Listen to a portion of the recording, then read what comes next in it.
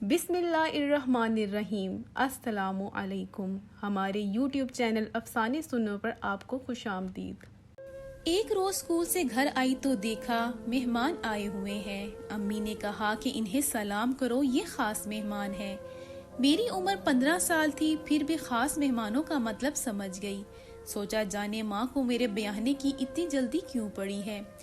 پتہ چلا لوگ خوشحال ہیں اور میں خوبصورت، گویا دونوں طرف سے حالات موجود تھے، لہٰذا رشتہ ہو گیا اور میٹرک کا امتحان دیتے ہی میری شادی سرور سے ہو گئی۔ ہم کو خبر نہ تھی کہ وہ ذہنی لحاظ سے ٹھیک نہیں ہے۔ دیکھنے میں تو وہ بالکل ٹھیک لگتا تھا، بات چیت کرنے سے بھی پتہ نہیں چلتا تھا کہ اس کے دماغ میں کچھ خرابی ہے۔ میں دلہن بن کر ان کے گھر گئی تو پہلی رات انہوں نے اس طرح میرا سواگت کیا کہ خود تو کھانا کھا لیا اور میرا کسی نے خیال نہ کیا۔ یوں شادی کی پہلی رات مجھے بھوکا سونا پڑا کہ جب دولہا صاحب تشریف لائے، ان کی عجیب و غریب حرکتوں سے ڈر سہم کر ایک طرف ہو کے بیٹھ گئی۔ اگلے روز ولیمہ تھا، میرے گھر والے ولیمے میں آئے تو میں نے رونا شروع کر دیا کہ مجھے بھی ساتھ جانا ہے۔ میری تڑپ دیکھ کر ماں کا دل پسیجا۔ یوں انہوں نے ہماری ساس سے منت کی اور میں اپنے گھر والوں کے ساتھ ولیمے کے فوراً بعد میکے واپس آ گئی۔ جب بس میرے سسرال سے میکے کو چلی تو سب سے پہلے میں ہی دوڑ کر بس میں چڑھ گئی۔ یہ بھی سمجھ نہ تھی کہ ساس سسر سے اجازت ہی لیتی۔ وہی آنکھیں جو کل رو رہی تھیں، میکے لوٹنے کی خوشی میں چمک اٹھی تھیں۔ خیر، میکے میں ایک ہفتہ گزر گیا۔ دعا کرتی تھی خدا کرے سسرال والے کبھی مجھے لینے نہ آئے، اور وہ بھی نہ آئے۔ مجھے تو کسی بات کی فکر نہ تھی، لیکن امی بہت پریشان تھی کہ اب کیا ہوگا۔ ادھر میں اپنی سہیلیوں اور کزن سے مل بیٹھ کر اتنی خوش تھی کہ جیسے واپس جانا ہی نہیں ہے۔ میرا سسرال لاہور میں تھا اور میں بیاہ کر اوکاڑا سے گئی تھی۔ 10 روز گزرے تھے کہ لاہور سے خالہ زاد بہن آ گئی، بولی کچھ ہوش بھی ہے شہر بانو، تمہارا دلہا کتنا اداس ہے وہاں اور تم سے بہت ناراض ہے۔ اسی نے مجھ کو سمجھا بجھا کر راضی کیا کہ میں سرور کو فون کروں۔ اس نے ہی فون بھی ملا کر دیا۔ فون سرور نے اٹھایا، اس کی آواز سنی تو مجھ کو بڑی شرم آئی۔ کچھ بات منہ سے نہ نکلتی تھی، ادھر روبی تھی کہ ٹھوکے دے رہی تھی، کچھ تو بولو، بس پھر کیا تھا۔ میں نے کون سا اپنی عقل سے کام لینا تھا، جو وہ کہتی تھی وہی میں فون پر دہراتی جا رہی تھی۔ میں نے اپنے دولہے سے کہا کہ آپ لوگ لینے نہیں آئے، اس وجہ سے میں نہیں آئی۔ یہ روبی کے کہنے سے کہا تھا۔ اگلے روز ہی سرور اپنی بڑی بہن کے ہمراہ مجھے لینے آ گیا۔ اس کو دیکھ کر میں تو چپ گئی۔ ماں نے سجا سنوار کر دوبارہ دلہن بنا کر اس کے ساتھ روانہ کر دیا۔ میری عمر کم تھی، تبھی حرکتیں بھی بچوں جیسی تھی۔ میں سرور کی پرواہ نہ کرتی اور اپنے میں مگن رہتی۔ وہ بھی اپنی حرکتوں میں بادشاہ تھا کہ کبھی میرے پیچھے بھاگتا اور میں آگے اور وہ پیچھے۔ سارے گھر میں دھمکا چوکڑی مچی ہوتی، کبھی ہوائی کلا بازی لگاتا اور میں ہنستے ہنستے لوٹ پوٹ ہو جاتی۔ پھر سوچتی کہ دولہے ایسے تو نہیں ہوتے۔ یہ پاگل جب خوش ہوتا ہے تو بندروں کی مانند اچھل کود کرنے لگتا ہے، تب بھی یہ سوچ کر آنکھوں سے برسات کی جھڑی لگ جاتی۔ میرے رونے سے سرور کو خوشی ملتی تھی۔ میں روتی تو وہ اور میرے رلانے کی اسباب کرتا، کبھی چھڑی اٹھا کر مارنے لگتا تاکہ یہ اور روئے۔ میں مارے بچنے کو دوڑتی، کبھی برآمدے میں، کبھی چھت پر اس کو خوب چکر لگواتی۔ وہ تھک کر بیٹھ جاتا تو مجھ کو روتے روتے ہنسی آ جاتی اور میں تالیاں بجانے لگتی۔ یہ تماشا پڑوسی بھی دیکھتے، افسوس کرتے، کبھی دانتوں میں انگلیاں دبا لیتے۔ میں 2-3 دن ہی سرور کے کمرے میں سو پائی، پھر میں نے وہاں سونا بند کر دیا، کیونکہ وہ مجھے رات بھر سونے نہ دیتے تھے، بہت ڈراتے تھے۔ ان کو پتہ چلا کہ بلی سے ڈرتی ہوں، بلی پکڑ کر لے آتے اور ڈراتے۔ ایک رات بلی پکڑ کر غسل خانے میں بند کر دی، پھر مجھے بھی بند کر دیا۔ بلی کو دیکھ کر میری جان نکل گئی۔ وہ تو شکر یہ غسل خانے میں کھڑکی تھی، میں نے کھڑکی کھولی تو بلی شرافت سے کود کر باہر نکل گئی، مگر سرور تو میرے ڈرنے سے اس قدر محظوظ ہوئے کہ کیا بتاؤں۔ اس کے بعد تو ساری رات مجھ کو غسل خانے میں بند رکھتے اور میں بچوں کی طرح ایڑیاں رگڑتی رہتی۔ توبہ کرتی، معافی مانگتی، مگر وہ مجھ کو تنگ کر کے ہی خوشی محسوس کرتے تھے۔ کہتے کہ تم مجھے اچھی لگتی ہو، اس لیے ایسی حرکتیں کرتا ہوں۔ اب میں خوف سے سہم کر سرور کی ہر بات مان لیتی تھی۔ ان کی حرکتیں ایسی ہوتی تھیں کہ میری جگہ کوئی اور ہوتا تو مر گیا ہوتا۔ تبھی اپنی ساس کے پاس سونے لگی۔ سرور کو اور غصہ آیا، وہ گھر میں توڑ پھوڑ کرنے لگا۔ تب میری ساس نے سمجھا بجھا کر پھر سے اس کے حوالے کیا اور اپنے پاس سلانے سے منع کر دیا۔ میں کسی کو کچھ نہیں بتاتی تھی، بس روتی رہتی تھی۔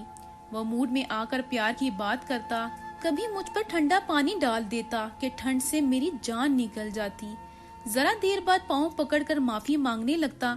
میں ایسی پاگل کے معاف کر دیتی، پھر سے اس کے ساتھ باتیں کرنے لگتی، مگر جب مغرب ہو جاتی اور دن کا اجالا ختم ہو جاتا، رات ہونے لگتی، خوف آنے لگتا کہ جانے اب یہ میرے ساتھ کیا سلوک کرے گا۔ تب دعا کرتی، اے خدا کبھی رات نہ آئے کہ میں اس ظالم کے ظلم کا شکار بنوں۔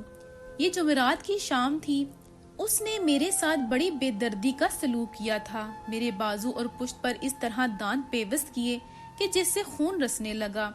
تکلیف سے بلبلانے لگی، مگر وہاں میری فریاد سننے والا کوئی نہ تھا۔ کسی طرح کمرے سے نکل پائی اور بھاگ کر ساس کے کمرے کی طرف گئی۔ جبھی سسر صاحب کی آواز سنائی دی، وہ کہہ رہے تھے کہ سرور کی ماں بچی کو اپنے پاس لے آؤ، شاید وہ پاگل اس کو مار رہا ہے۔ رہنے دو، مر نہیں جائے گی، آج لے آئی تو روز ہی ادھر آ جائے گی، خود ہی عادی ہو جائے گی، اب بیٹے کو سنبھالنا اس کا کام ہے۔ جب ساس کی باتیں سنی، دکھ سے بے قابو ہو گئی اور میری دہاڑیں نکل گئی۔ جن کا میں آسا ڈھونڈ رہی تھی وہ ایسے کہہ رہے تھے گویا میرا کوئی نہ تھا۔ تبھی میری سسکاریں سن کر سسر صاحب کو رحم آ گیا۔ اس رات تو انہوں نے میری ساس کو مجبور کیا کہ وہ مجھے اپنے ساتھ سلائیں۔ تب اس خاتون نے مجھ کو ساتھ سلایا۔ صبح سرور نے آ کر معافی مانگی، ماں سے کہا کہ جب میرا سر گھومتا ہے تو میں سکون کی گولیاں کھا لیتا ہوں، اس کے بعد میری ایسی حالت ہو جاتی ہے کہ مجھے پتہ نہیں چلتا کہ میں کیا کر رہا ہوں۔ میں نے ضد کی کہ انکل مجھے میرے میکے چھوڑ آئیں، ورنہ میں کھانا پینا چھوڑ دوں گی اور اسی حال میں بھوکی مر جاؤں گی۔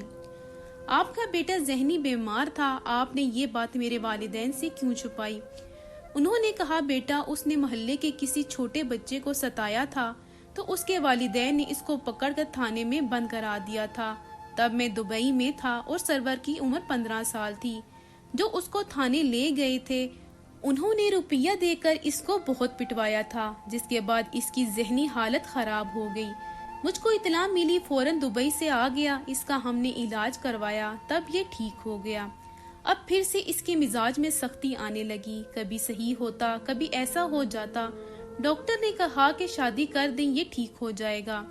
بیٹی شہر بانو، ہماری آپ سے دشمنی تو نہیں تھی، ہم نے ایک امید پر اس کی شادی کر دی کہ ٹھیک ہو جائے گا۔ تم ہم کو معاف کر دو، میں خود یہ فیصلہ کر چکا ہوں کہ تم کو میں کے چھوڑاؤں گا، تم تیار ہو جاؤ۔ میں نے جلدی تیاری باندھی، سرور سے کہا کہ جلدی واپس آ جاؤں گی۔ قسم کھاؤ کہ آ جاؤ گی؟ مرتا کیا نہ کرتا، میں نے قسمیں بھی کھا لی۔ سرور نے اپنے والد سے ضد کی کہ میں بھی ساتھ جاؤں گا اور اس کو واپس لے کر آئیں گے۔ جوں ہی میکے کی دہلیز پر قدم رکھا، میں نے رونا شروع کر دیا۔ گھر والے سمجھے کہ اداسی کے سبب رو رہی ہوں۔ اسی وقت میری سہیلی نیلم آ گئی جو ہمارے پڑوس میں رہتی تھی۔ نیلم نے جب میری پیٹھ پر ہاتھ رکھا تو اس کی انگلیوں پر میری قمیض سے رستا ہوا خون لگ گیا۔ وہ پریشان ہو گئی، بولی یہ تمہیں کیا ہوا ہے؟ تمہاری پشت پر خون لگا ہوا ہے۔ امی نے اس کی بات سن لی، انہوں نے کمرے میں لے جا کر میری پشت دیکھی جو دانتوں اور ناخنوں سے ادھڑی ہوئی تھی۔ میرا بدن زخمی دیکھ کر امی تو چیخنے چلانے لگی۔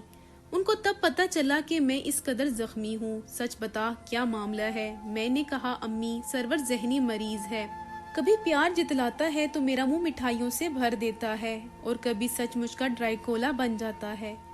ماں مجھ کو وہاں رہنے سے ڈر لگتا ہے، بتاؤ کہ کب تک میں یہ برداشت کروں گی؟ مجھ کو خوف رہنے لگا ہے کہ کسی دن جان سے نہ مار دے، اس سے پہلے کہ میں اس پاگل کے ہاتھوں قتل ہو جاؤں۔ خدا کے لیے مجھے بچا لو۔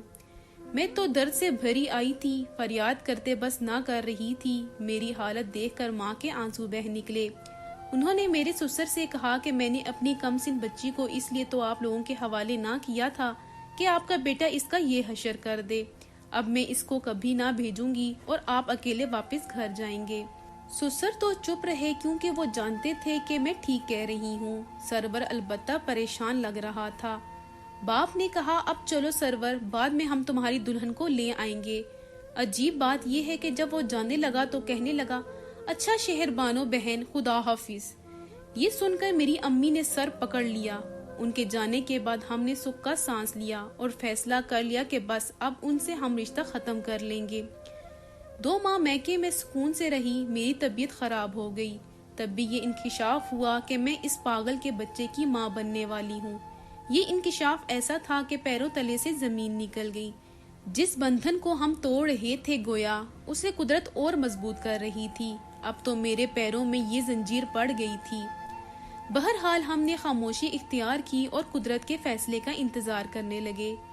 وقت مقررہ پر میری بچی پیدا ہو گئی۔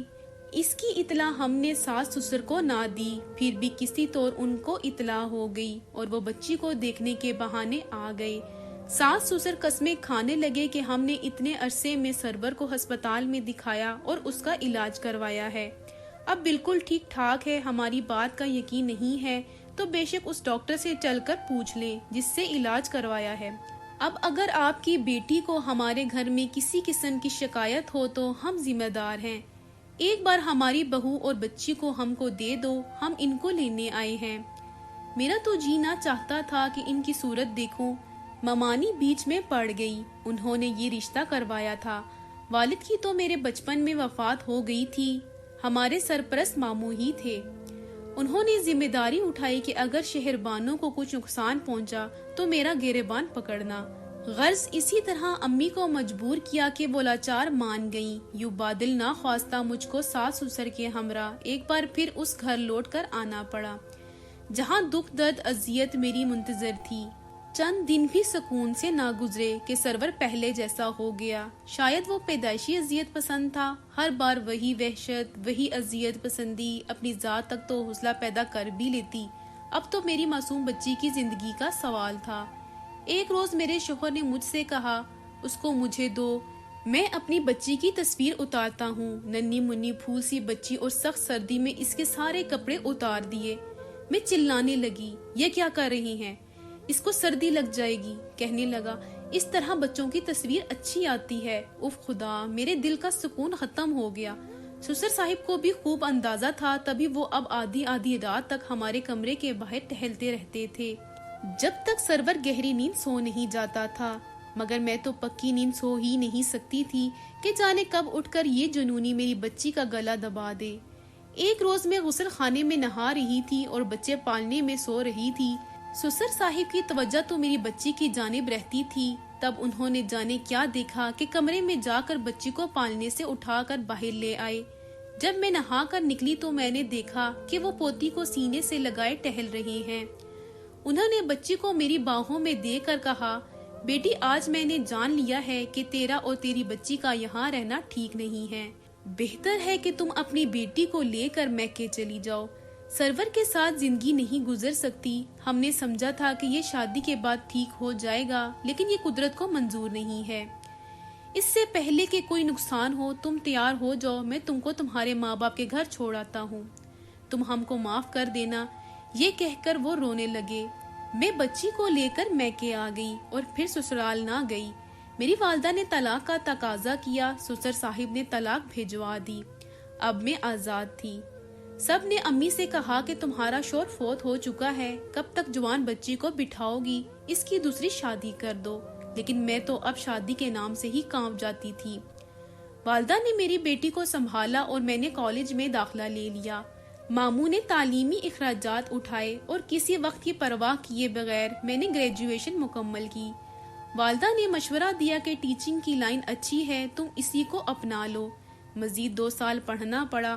ان دنوں بی ایڈ ہوتا تھا، تب اسکول میں سرکاری نوکری ملتی تھی۔